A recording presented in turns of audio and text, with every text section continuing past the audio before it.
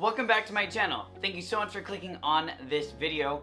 This is going to be a recap of week 5 of my pre-piano class with Dr. Josh. I hope you enjoy.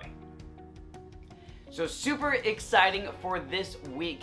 Not only did the students get a chance to pick their own song from the book that they're going to be working on and playing for the class, they also stopped using only finger numbers to learn their songs. So part of what we've been working on not only is exploring what the keyboard looks like, we're also doing the smallest amount of music theory to get started. That started last week by working on just our alphabet, again our musical alphabet of A through G. Now we're fully focusing on those letters instead of numbers when we play songs on the piano. Again, they got to pick the song that they wanted to play that was in the book that they had. A lot of the students still wanted to play Mary Had a Little Lamb or Ode to Joy, so it took a little bit of coaxing to get them to pick a different song, but they found some favorites in there. A couple of the songs that they wanted to play were On Top of Old Smoky, The Muffin Man, Jingle Bells, and then one of my students picked Frere Jacques. I'm really excited that they got a chance to try all these different songs and get a chance to see different types of music. The students that picked a little bit of challenging songs knew right away when they were like, wait a second, that goes beyond these notes in this little area.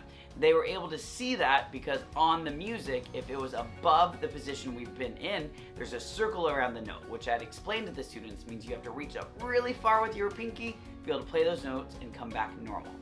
A couple of my students were able to pick up on that right away, and they're playing a little bit of harder literature. Again, it's not that hard, but it is more difficult when you're just getting started. Those students were working on the song You Are My Sunshine. Along with all of this, the students get a chance to play on the real big grand piano that's in the room. We did a little bit of exploring this week, but next week they get to go up there and play a song for the whole entire class. To do this, I'd make sure that they knew they had to master or really just learn the song that they've been working on. That way when they go up to the grand piano, they won't get scared of what they see.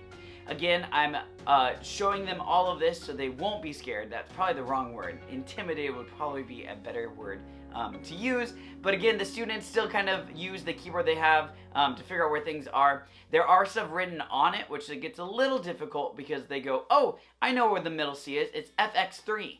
Well, I told them when they go over to the grand piano, or even their piano at home they may have, it won't have that. Or they'll find the little circle dial spinny thing that gets them the fun different sounds, and they track down and that's where the C is. Again, that doesn't happen in all of our pianos, but it is a good way to get them started.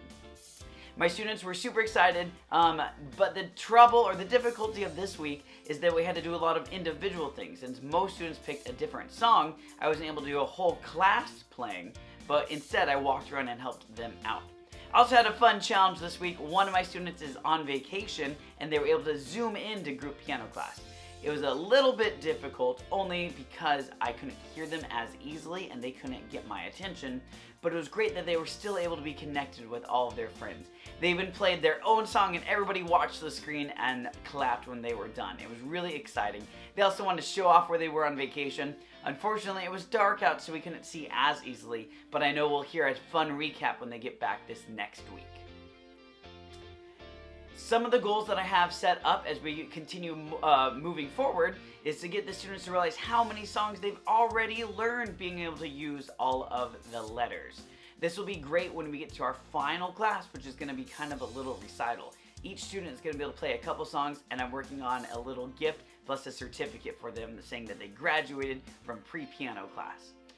With working on those songs, we're also going to start adding in a little bit of notes. Their first activity when they came in was a coloring page like normal, but this one they had to find all the quarter notes and color them a certain color, all the half notes, and all of the whole notes. Again, I didn't quite give them the names, they just had to find them. I did ask some of my students if they've ever seen those before and if they knew their names, and several of them did from their music class in their elementary school. So I'm encouraged to be able to use some of that knowledge that they have.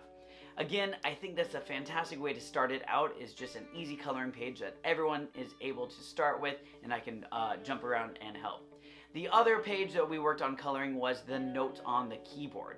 I don't want them always to have to look up and down to see where they are at, so I actually found a page that looks like this. And what they did is they ended up putting the correct color on the key, and that way they had a more fun page to look at than just the letters that are on the keys. All of this is super encouraging, and I'm super excited for my students, and I can't wait to share with you what they work on next week. Thank you so much for watching this video. Make sure you hit the like button and subscribe. Remember, you can follow me on Instagram at Dr. Josh Lindberg. I post almost every day there, and I'll see you on our next one. Thanks. Bye.